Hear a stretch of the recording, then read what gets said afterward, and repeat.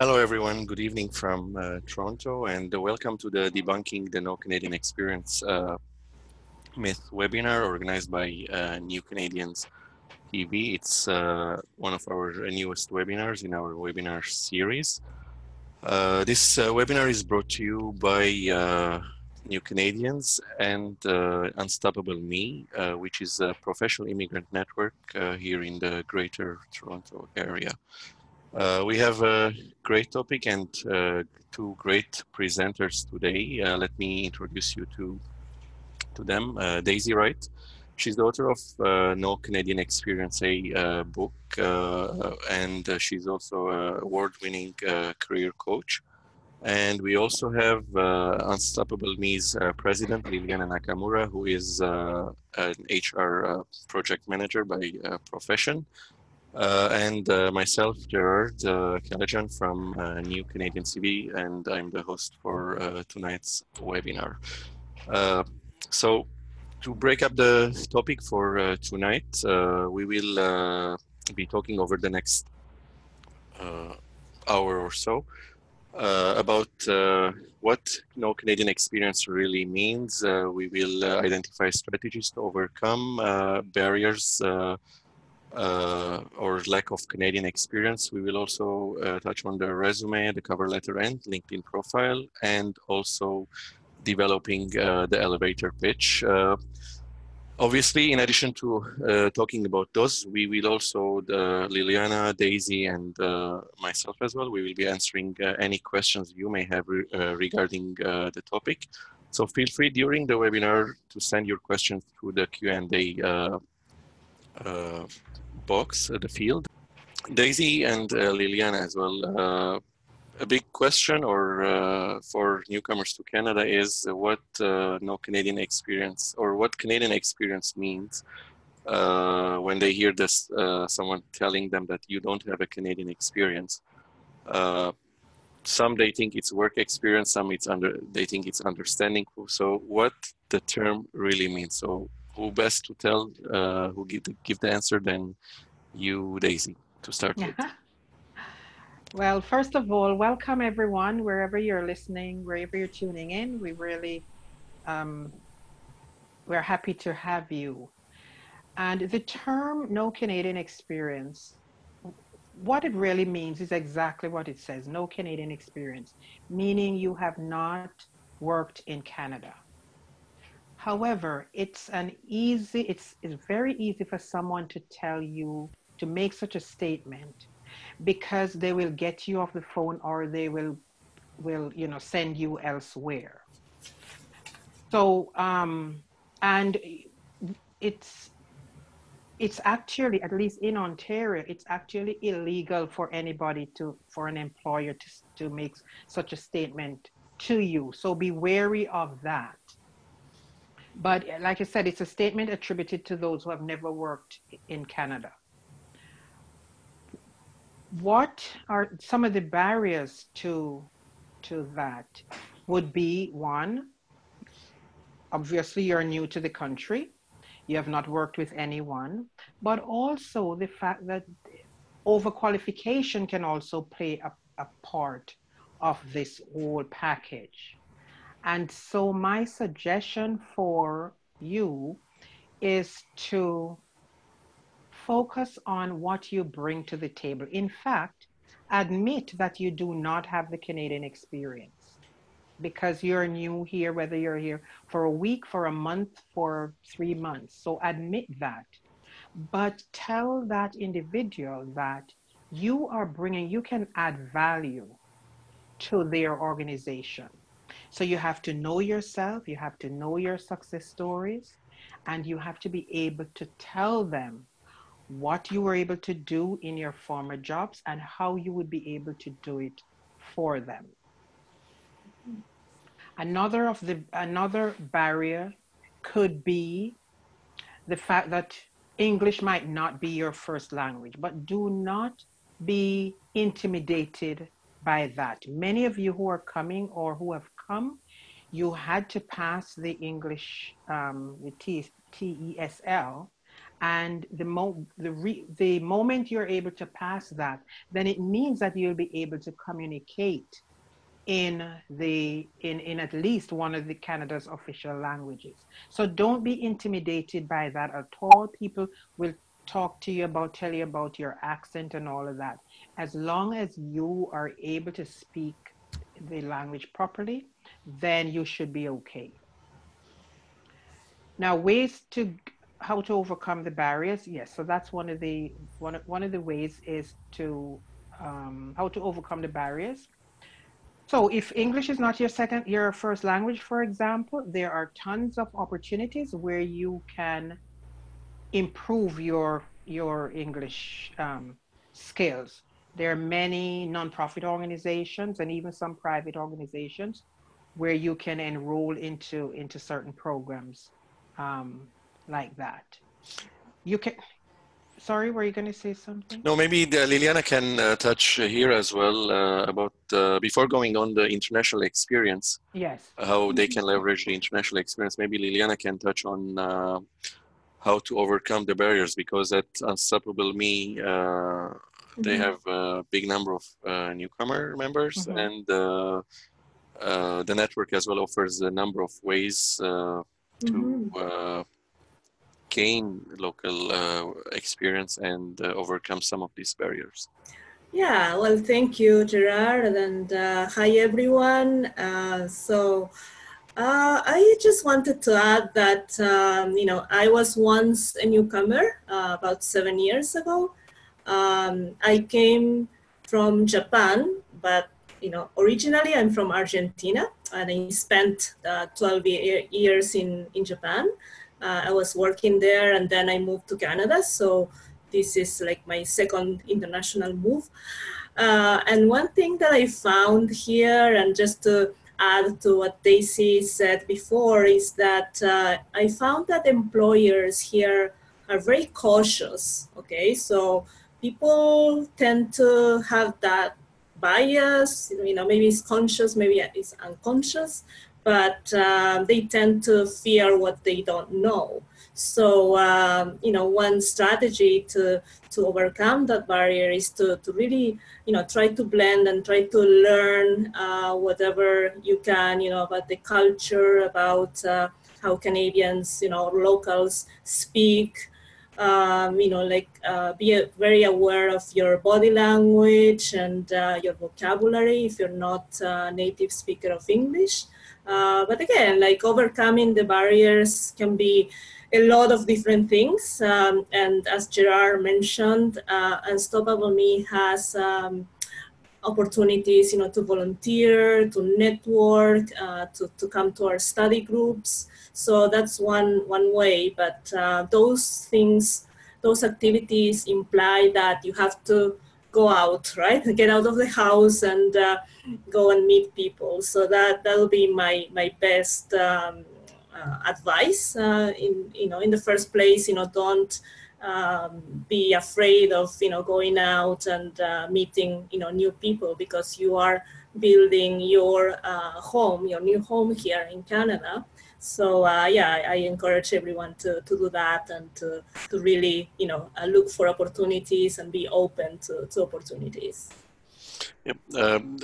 Daisy, talking about the international experience, how can they use international experience that they bring with them from their countries of origin? How can they use this experience in order to get a job in Canada? I know you've written a book as well on that, another book on that topic. How can they use that experience to get into the Canadian market workforce, get local experience, and then establish their careers here? Okay, so one of the things that I've found with many newcomers is that they tend to focus a lot on their degrees, how many degrees they have. And those degrees are important. I don't want to trivialize that, but Canadian employers want to know, what is it that you're bringing to us? What are you coming here to do for us? And many newcomers have worked at high levels in their companies, in the countries within which they were. So that's what they should be focusing on their success stories. What are some of the things that they did? What are some of the systems they created? How much money did they help their company to make? Or how much money did they save? Those kind of quantifiable things. That's what those are some of the things that Canadian employers want to know. I wouldn't want to say they don't care about your degrees. They do care because it forms a part of the application process. But that's kind of secondary to the facts that you can give them to say you helped your company make this much money, or you saved them this much money, or you created a system that improved their bottom line. So those are some of the things they can do. The other thing is many immigrants are coming here with knowledge of one or two additional languages. Leverage your language capabilities. Let them know that you're a multilingual person. You'll be able to help them to penetrate certain markets, whether it's in your own country or somewhere else. So do a lot of reflection on what made you successful in your field, in your country, and bring that to the conversation. The more you're able to do that, the more you'll be able to convince the employer that you would be a good fit for the organization. And then that even decreases their the thought that they have that, oh, you're new and we don't know you at all, so they're going to become hesitant to employ you. When you're able to give them some facts and tell them how you'll be able to help them make money, then it helps them to make a decision that you might be the right person. So leverage your international experience whenever you come up against the barrier of no Canadian experience. Perfect. I just wanted quickly to just touch on something that Liliana said. And when she's encouraging newcomers to get out of their homes and go out to network, build relationships and leverage those relationships, look for every opportunity like unstoppable.rocks. Liliana said they have a lot of programs. Take advantage of those programs, because one, it helps you to meet new people. It helps you to see how other people behave in certain situations, and then you're adding to your skills base. So make sure you're taking advantage of those opportunities that are out there. Yeah, great advice, Daisy. And one point I will add to what you said as well, when making those connections, and this is from my personal experience as well, looking long term, not just immediate short term return. Yes. That if I will connect with this person or that person, I need them to get me a job in the next few days or weeks. Yes. Look long term. That would be my 2 cents to yes, that's very important, because it takes a while to build a relationship and for people to trust other people before they can start recommending them for opportunities. So yes, that's a great point. So I was able to sort out the technical issues, and I'll launch the first poll just to see from our audience. I know we have a mixed audience in Canada and overseas, but at least those who are in Canada, maybe they can answer if they have ever been told, whether directly or indirectly, that they need Canadian experience for a job or role they have applied. I'll just give them a few seconds to reply, to take part in the poll, and then we'll share the results.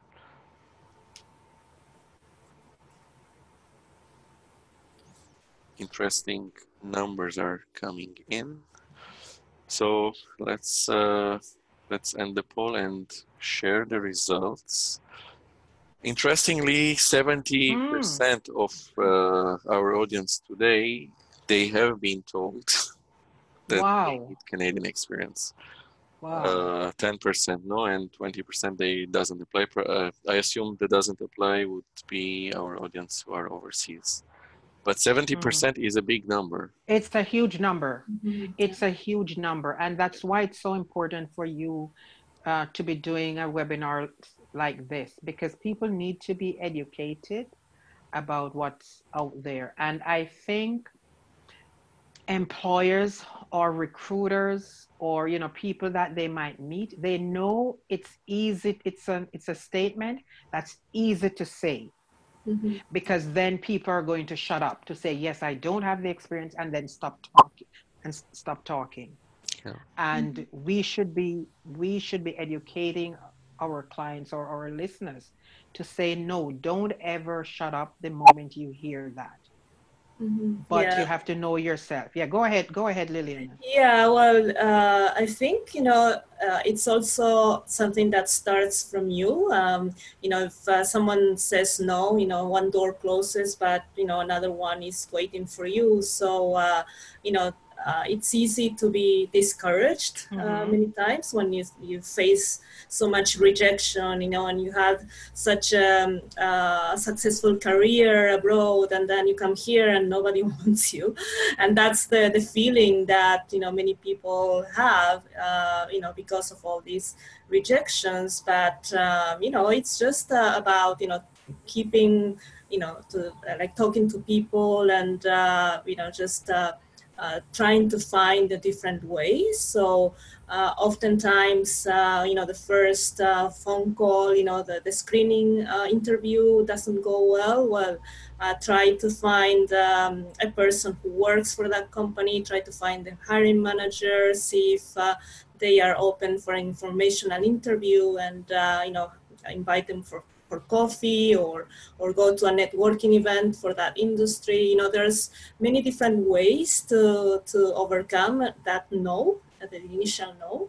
So it's just it's also on each person, on the immigrant, to really, be creative, and go out and overcome that themselves. Great tips. I wish Mm-hmm. this webinar was organized 8 years ago when I came to Mhm. Canada. Yeah, me too. But I was lucky to meet you, Daisy. Yeah. Yes. So, Same here. Yeah. so moving on. Yeah. So when they try to overcome the barriers of not having Canadian experience, what they can do, if we can talk about that, what they can do to with their resume, targeting their resume, or Mm-hmm. the way they write their cover letter, or they set up their LinkedIn profile. What Okay. they can do to showcase their skills, the international experience they are bringing, and how it can connect to the Canadian uh, work workplace. Right. Okay. So let's look first at the resume. And most newcomers believe that they should put their marital status and how many kids they have, and a photograph on the resume. No, that's a no-no. The top third of your resume is we refer to it as prime real estate. It's the first thing that a recruiter or a hiring manager is going to see once they get your resume. So you want to give them enough information in that space so they will be able to, within 10 to 20 seconds, they can determine whether you're someone they would want to speak with. So you're going to have a summary, whatever you call that area, it's the top part, and whether it's profile or summary, and you're going to tell them in about 2 or 3 statements, what is it that you bring? Here are some of my success stories, and they don't have to be long because you will explain that later on.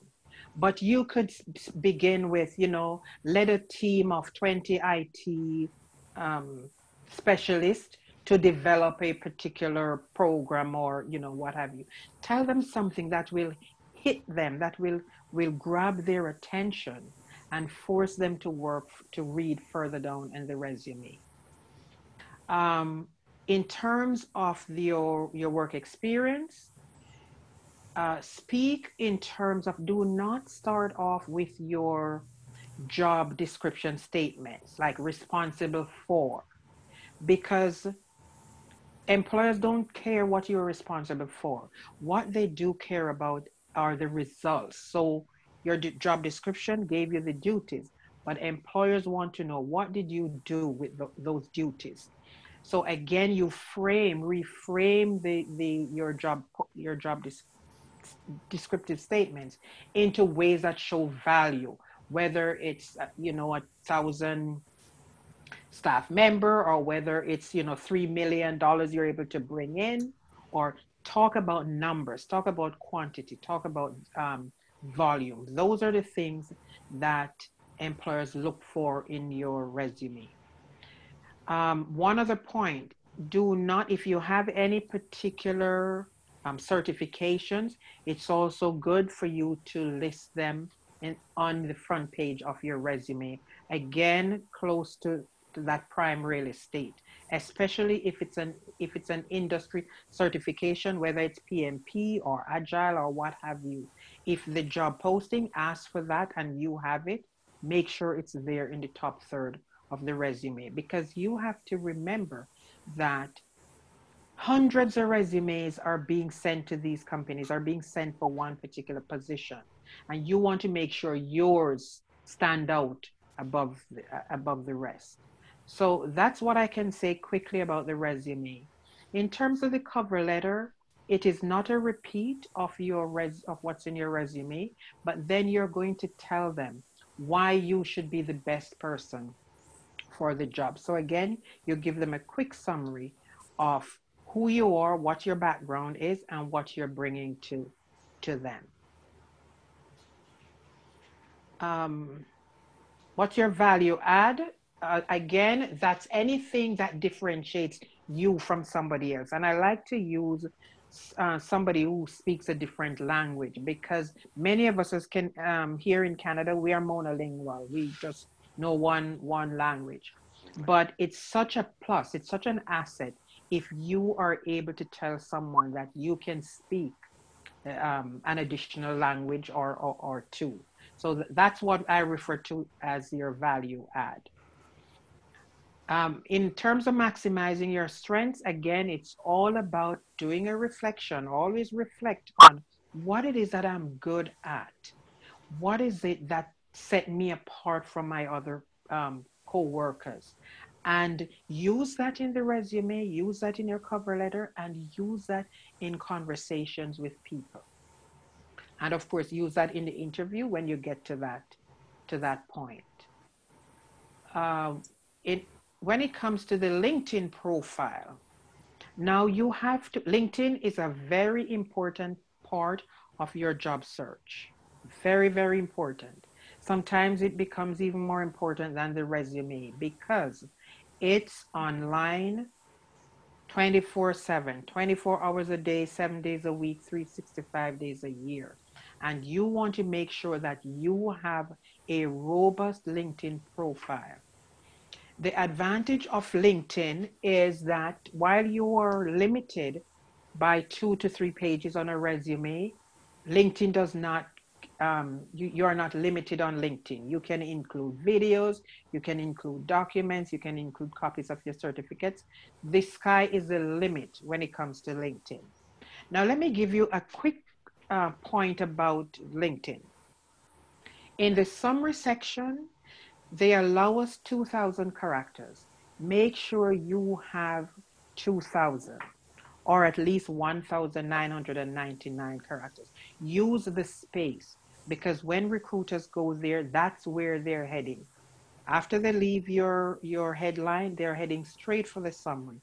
And you have to have a captivating summary of up to 2,000 characters that they will say, yes, this person seemed to have what we're looking for, and I'm going to reach out to that individual. So it's a very, very important platform. Do not just put your profile there Leave the photograph, leave the avatar there. No, you have to include a professional photograph and a lovely um, headline that speaks to who you are, and then use a summary. If you are able to do that, then you can continue with filling out the other areas of your LinkedIn profile.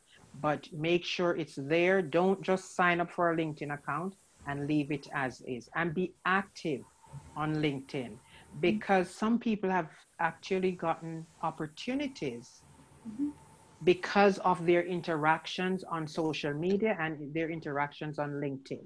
Some people just, jump into a conversation and they're able to demonstrate their expertise. And others who are looking on are able to say, wow, this person knows what he or she is saying. And then they reach out. So sometimes it's not all about you, the individual, reaching out to companies. That's important. But sometimes even your online activities can attract employers to you.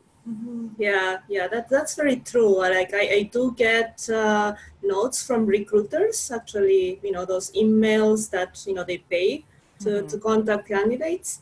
And it's so important to be active, to be posting, to be liking or commenting on others' posts, because that's the way to be remembered by your network. So, you should log in at least once a day, I would say, to check, like who's there and, what contacts you can make, and, keep building your network online. And of course, offline is also very important. And just to add one thing about, like your value and your strengths and everything, I would say that it's so important to so critical to really know your stories, right? So that starts with some introspection and knowing what you bring to the table. So that's an exercise you have to do yourself, right?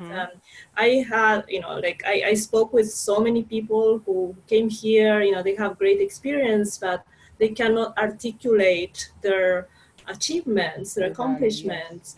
And also they don't know how to articulate what they want, right? So it's like many people come here and say, oh, well, give me a job, anything, I can do anything. And in that way, we cannot really help. You have to really know your field, your industry, what you want to do, in your next adventure. Yes. Just a point to add as well, LinkedIn is acts as a very good way as well to keep your network up to date about what you're doing, what you're involved in, without being pushy as well. You can't email them every day or every week, kind of to make them remember you, but just by passive kind of posting on LinkedIn important updates, photos, reports, or news, you keep them updated, up to date, and it helps build the trust. So I totally agree with that. It does for sure. And another thing that they can do is to follow company pages. Yes. Especially now, LinkedIn has revamped the company pages, so it's making it more relevant. So people can follow companies and see what's happening there, see who is there, who they can reach out to as well. And there's a feature. It's no longer new. I think it came on in 2017, which is a feature called Open Candidates, and that's a feature where you can go into your settings and make yourself available so that recruiters who are working with different companies, if they see where you are available and they have a position, then they can reach out to you as well. Yep. By the way, I started getting some questions from our attendees. So those of you who have questions, feel free to type it in the Q&A field, and we'll be answering it shortly. So we can move on, Daisy, now with the next slide and talk about the elevator pitch, which is equally as important as LinkedIn as well. Oh, absolutely, absolutely. Your elevator pitch. Now, it's sometimes called elevator pitch, and it's sometimes we call it the 30-second sprint. And the reason it's called, for those who don't know, the reason it's called elevator pitch is based on the premise that if you're going into an elevator and you happen to see the CEO of a company, and you have just 30 seconds to move from one floor to the next, and you wanted to tell him or her something about you, then you have to create a spiel or create a statement that can quickly tell him or her who you are and what you're good at or what your accomplishments are. So to develop the elevator pitch, again, don't speak in terms of your degree. A lot of newcomers, they introduce themselves, and the first thing they say is, I am Daisy Wright, and I have an MBA. Well, the person listening is going to say, well, and so does the other person. So what you need to do, and Liliana brought up a great point, you have to do some introspection. What is it that I am good at? What is it that people say I'm good at? And how can I articulate that in 30 seconds or less to tell, so somebody, once they hear that, they're going to feel as if, wow, I need to speak more with this person. So for example, my elevator pitch is not my title. It's not, I won't tell somebody that, well, I'm a career coach. What I do, I tell people what it is that I do. So immediately they know what I do. And I said, I work with mid-career professionals, managers, and executives to help them get hired faster. That's one statement, but it leaves it open for somebody to say, wow, tell me more. As opposed to something that's kind of boring to say, I am Daisy Wright and I'm a certified career management coach and I've been doing this for X number of years. Well, so our other people. Many other coaches as well. Many other coaches are doing it. So it's a matter of determining what do you want them to know about you first? Yes, and then you develop a one or two sentence message that easily rolls off your tongue. And then probably at the end you can tell them about all the degrees that you have, but that should not be the focus. So I've met many newcomers as well, like on a daily basis actually, and this is one thing I see many of them making a mistake in when they introduce themselves and they talk for let's say 5 minutes, or especially at fairs or expos, and after 5 minutes or 10 minutes of talking to them, I can't understand or can't get an idea of what they really want. That's important as well. Other than what they do, what they really want, because yes. Even if I want to help them, then I don't know how to help them because I couldn't understand. And me being an immigrant myself, imagine if they're talking to yes. Yeah, Daisy, we have before taking on Liliana's take as well on the topic. There's one question specifically on this on the elevator pitch. So Dylan is asking that in your experience, is elevator pitch different at all in Canada versus US or other countries? No, well, I don't know about other countries, but I can speak to the US and to Canada. And no, it's not different. It's pretty simple. And it's just about telling them who you are. But like you rightly say, you, Gerard and Liliana, you have to tell them, you have to know yourself and you have to know what it is that you're looking for. And then you're able to tell them to structure one sentence or two to tell them who you are and what it is that you will bring to the table. So it's not really different in Canada or the US for sure. Well, Liliana, what's your take on the elevator pitch? How do you present yourself? If Yeah, well, the new people you meet, whether in the elevator or outside. I totally agree with Daisy. I mean, I think it's really important to say, you know, who you are and what you're passionate about. You know, like infuse some emotion to what you're saying. You know, just to get the person to be interested in you, right? So I usually say, you know, I'm an HR professional and project manager. I work for a consulting company that is helping global organizations develop their leaders.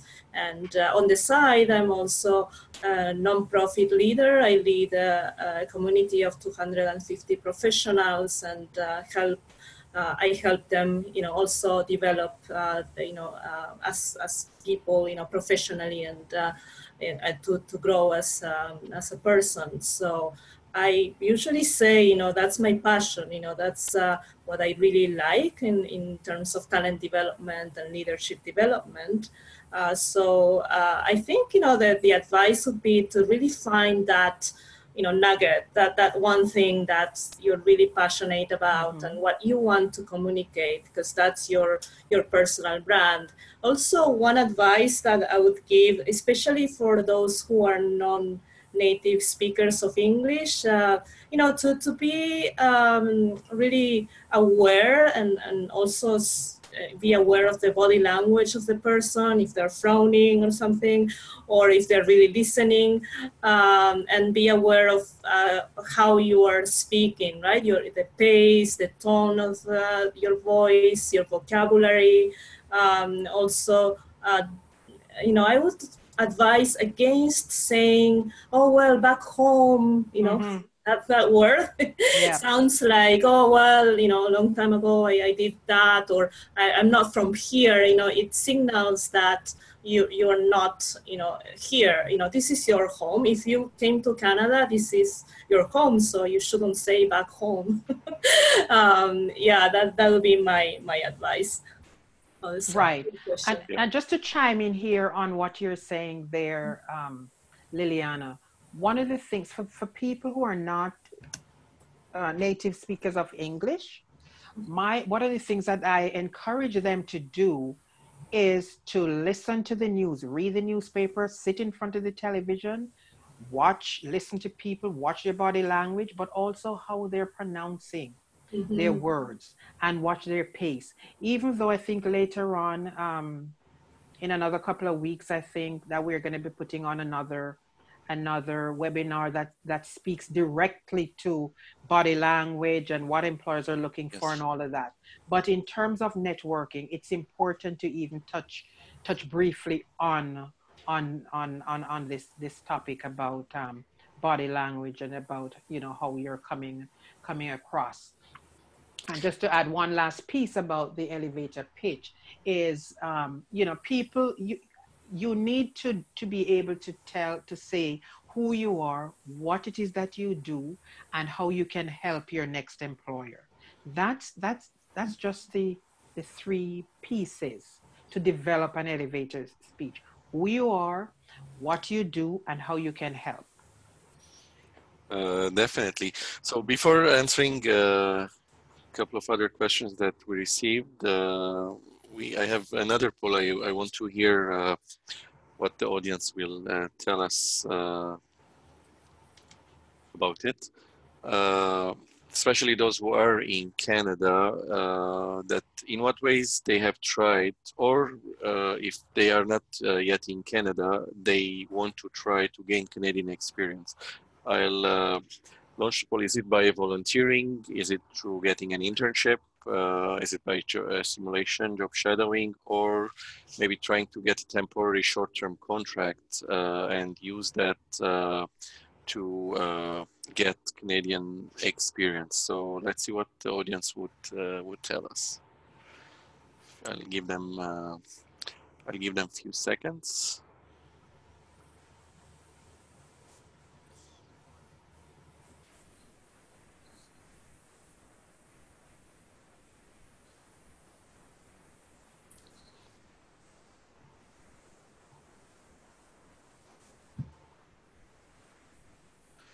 So I'll end the poll here and let's see the results.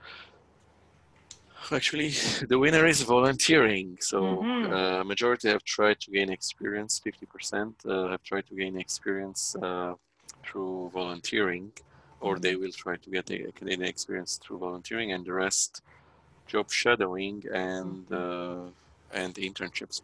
I find volunteering as well very good way, very good avenue to get local Canadian experience, especially if it's done strategically. Yes. Yeah. So what's your take on the result, Liliana? Well, volunteering is really key, because you're helping others and also building your network and understanding how people work here in Canada, and you can do it in a very informal environment. In many organizations are very open, they receive everyone, and they allow people to try things out and to build new skills. So it's a really nice opportunity. Also, I want to mention that there are a few opportunities that you can do from abroad. So, volunteering opportunities, for social media managers, for like online, developing something or translating something, you can do that and gain that experience even before coming to Canada. Yeah, they can start their Canadian journey before even landing in Canada. And Unstoppable is one of the professional immigrant associations that would help with that. And there are a number of other organizations, obviously, that would have the capacity or the opportunities to do that. And they can put that on their LinkedIn profile, in their resume, and that's Canadian experience. I have one other question from one of our other participants, and Daisy, the question is addressed to you. But Liliana, you can answer as well afterwards. So she's saying, I have been in Canada since last June, and my first job was in a factory, and it is very hard work. I would like to get a better job, and while I can read and write English very well, I am afraid to speak it as I don't want to be embarrassed. My 2 children are learning faster than me. Can you tell me how I could improve my English skills? That's a very good question. So I will go back to what I said earlier about watching the news, both on TV or listening by radio or reading the newspaper. That's one. 2, practice with your children. They are great teachers. 3, I don't know where you are, but I know there are some nonprofit organizations, and I don't know if Liliana's is one of those, but where you can go and learn English for free. And even, Daisy, there are, other than the language workshops where they can learn English, many organizations in Canada, they have what they call Talk English Cafe or English conversation, English conversation circles, where they don't, there's no one teaching you English. It's not a language class, but they facilitate you to practice your English and get familiar with the accent. One other advice I would give that I applied personally in my case, when I came the first few months of me being in Canada, I'm originally from Lebanon, so I never watched Lebanese channels. I just watched Canadian channels so that I get familiar with how they speak, the way they speak, what they say, and to become familiar with the Canadian English and Canadian terms. I think that's, sorry, go ahead, Liliana. Yeah, well, just to add to that, I think practicing is the most important, right? If the person is not confident about, their speech and, is kind of afraid to speak to people, well, the only way you can improve is by speaking to people. So it's really, finding those opportunities and, finding those groups or exchange programs, language exchange cafes or activities, there's plenty of those. Yes, you have to force yourself to actually speak. speak the language. So go where people are gathered. And I like the point that Gerard made about he was not watching Lebanese TV.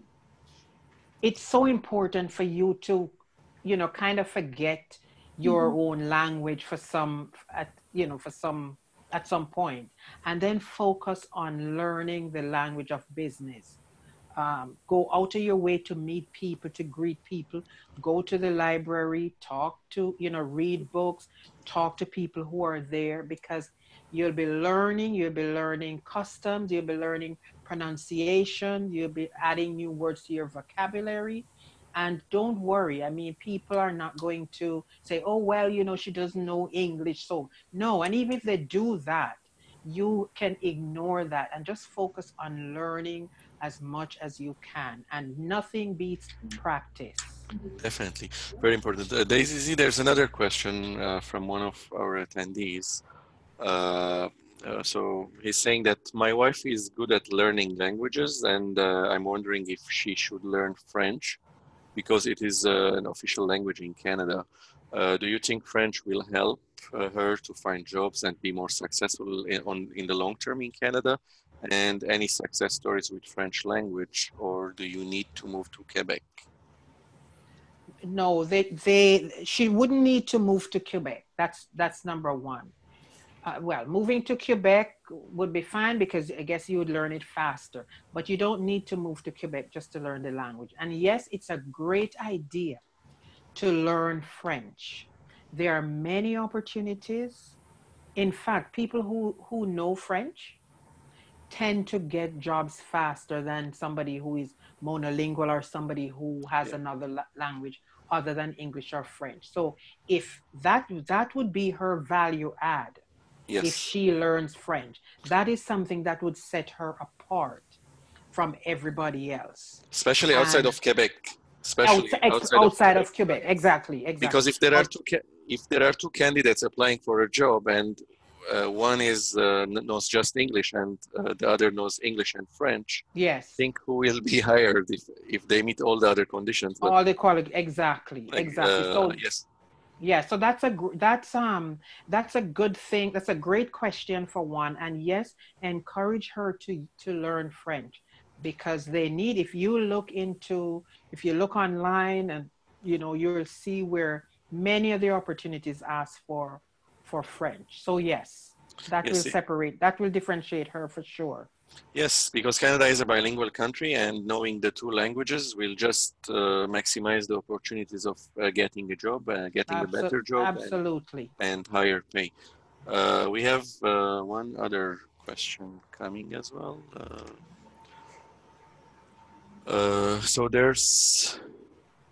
So Luis is asking one of our attendees, time is a factor, isn't it?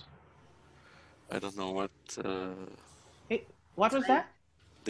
what he means with that. Time is a factor. How Time long in. does it take to learn a new language? That's his question. Sorry. Oh. Yep. Well. I guess the idea is to learn the language, and as soon as someone can, so it just will, even if it's not full fluency, but some working knowledge.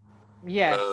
So the person can use it to their And advantage. It depends on how much you put into that study. Like I learned 3 other languages besides the Spanish, that is my mother language.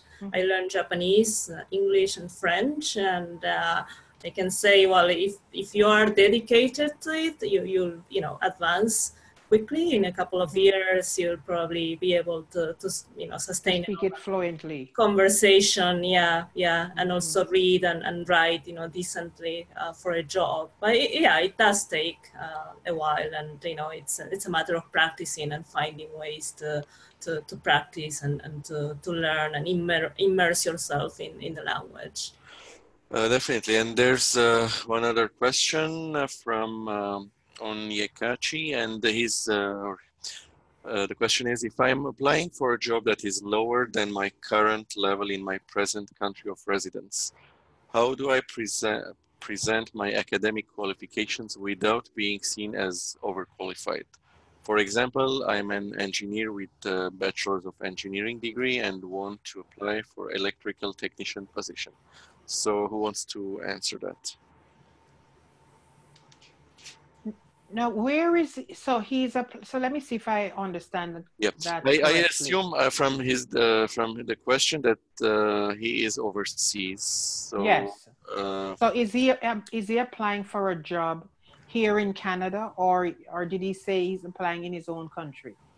no, I think I mean we're talking about Canadian experience. So we let's answer From that okay, from because I that wasn't perspective. sure how the I wasn't So sure. yeah, Yeah. so I assume they're overseas, yeah, applying for a job in Canada. So they're overseas, he is overseas, and once he lands in Canada and he starts applying, so Mm-hmm. he has a bachelor in engineering, but he Mm-hmm. wants to apply for a electrical technician position.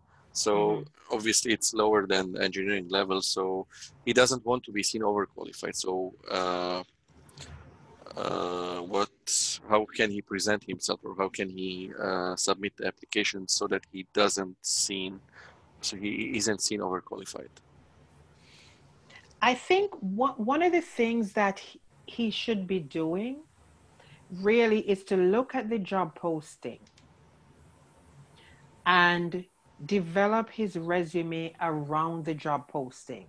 So, for example, if the job posting is asking for um, an electrical technician diploma, for example, he probably would not want to his degree to be the first thing that shows up.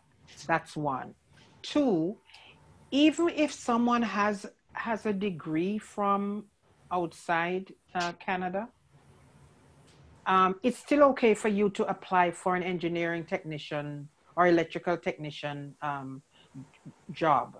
They are not going to, because engineers here, to really call yourself an engineer here in Canada, you have to go through the process and earn what we call the PN, the professional engineering, um, to add to behind your name. So I would not worry about that at all from an engineering perspective, and tailor your resume to fit the the um the job posting, the ad. So each line, dissect the job posting carefully, every line, and then try to align your resume with the job posting. If they don't ask for a degree, you can list it at the end of your resume or something like that. Just focus on what they're asking for. And again, it's all about what you're going to bring, what you can do for them. So there's a related question from one other attendee that do you dumb down your resume, uh, just not to be seen You, overqualified? you know, I hesitate. I never encourage people to dumb down their resume, honestly. And I know some people will say, and it goes right back to what we talk about, overqualified and all of that. But um, I would still just focus on what I would bring, what value I would add. Because at some point, if you dumb down your resume, at some point they're going to find out. Say, oh, he did have a master's in something. So, and again, um, Canadian employers already know that newcomers are coming here. The story is out. Everybody knows that people are highly qualified and all of that. So while you might not want to, like I said before, put at the front of your resume that you have a PhD or an MBA, I'm not suggesting that you don't include it on your resume under education, which would still end up being on the second page anyway. Yep, there are two more questions, and they might be the last questions for tonight. So one question is, I have experience in event coordinating, and I want to learn a new skill or qualification to upgrade myself. What should I learn? So this is the first Wow. question. Well, A lot you can learn. yeah. So You want to take that first, Liliana, and then I'll jump in?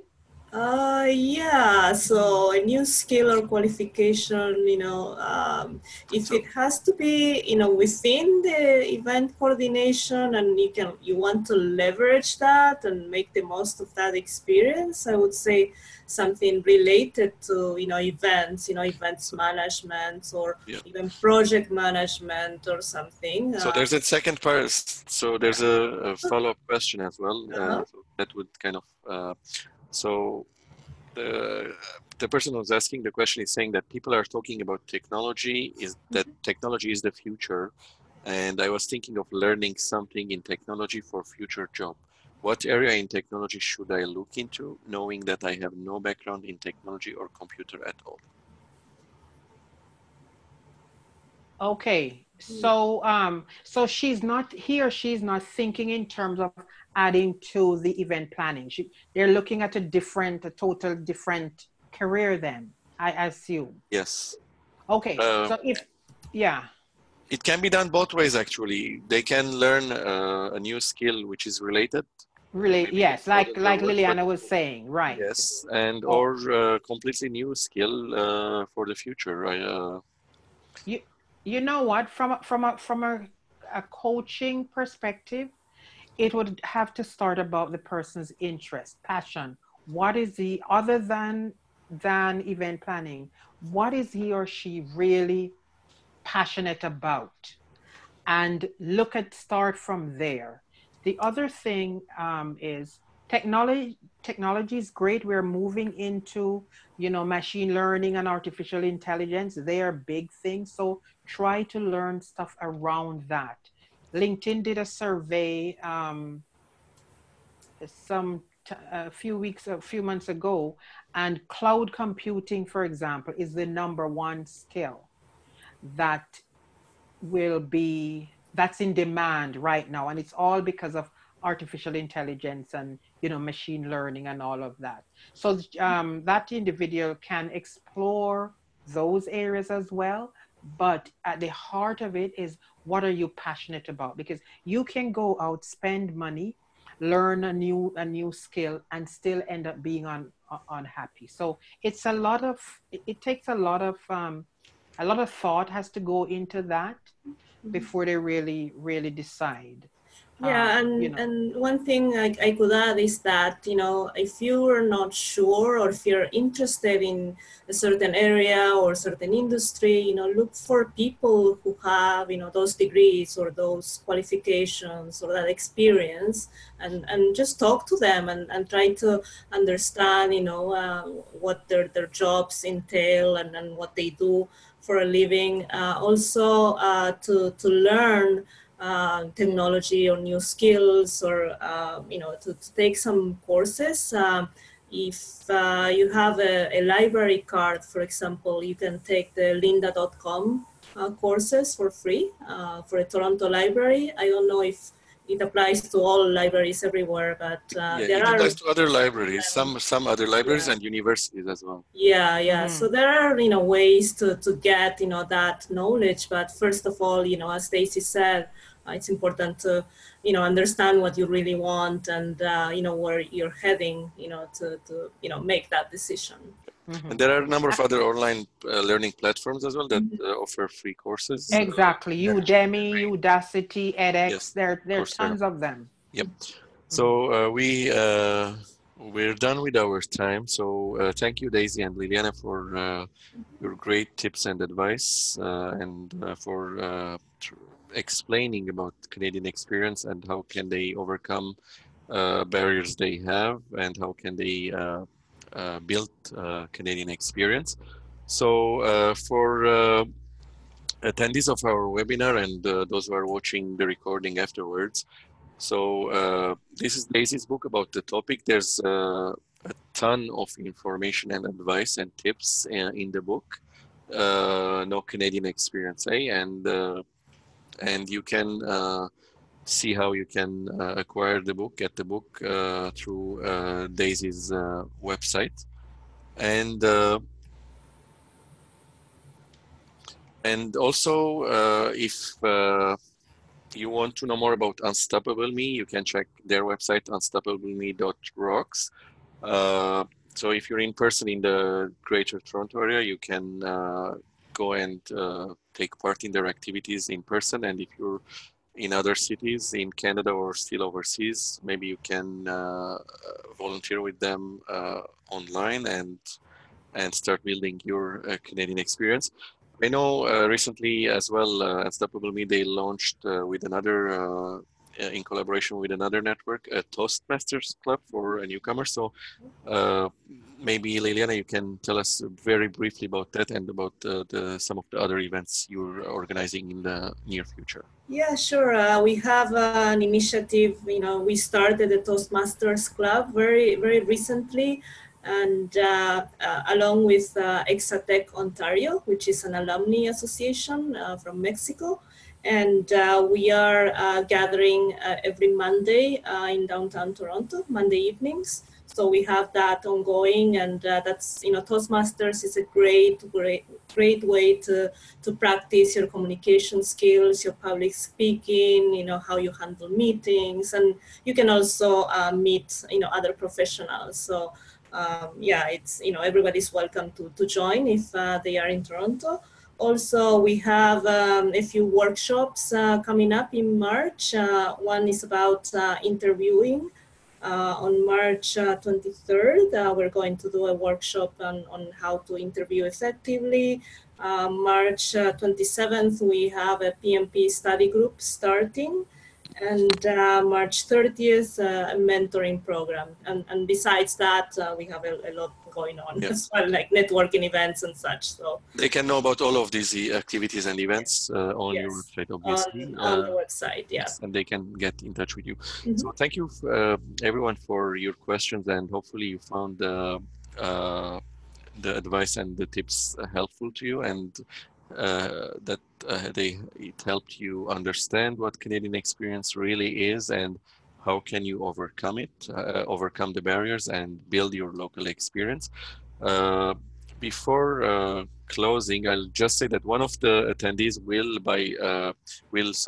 win a copy of Daisy's book. We will inform by email. And just as well, before closing, I want to very briefly introduce about New Canadians. So New Canadians is a TV show for newcomers to talk about the different resources and services and initiatives that help newcomers with settling, searching for a job, or starting a business in Canada, as well as upgrading their education. Also covered on the show is our immigration news and successful immigrants, just to learn from and be inspired from their experiences and learn from their mistakes as well.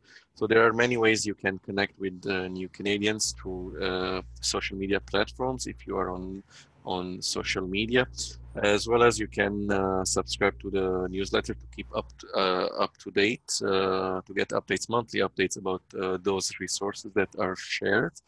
And you can, if you're in Canada, you can watch the show on Omni television, or if you don't have access to Omni, you can watch it on our website, newcanadians.tv, or our YouTube channel.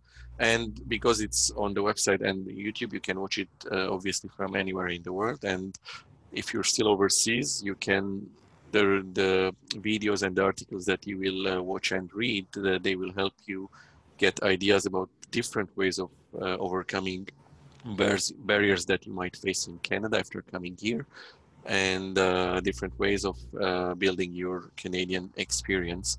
So check out the website or the YouTube channel and get connected with us. So thank you everyone for your time, for your participation, and thank you Lilian and Daisy.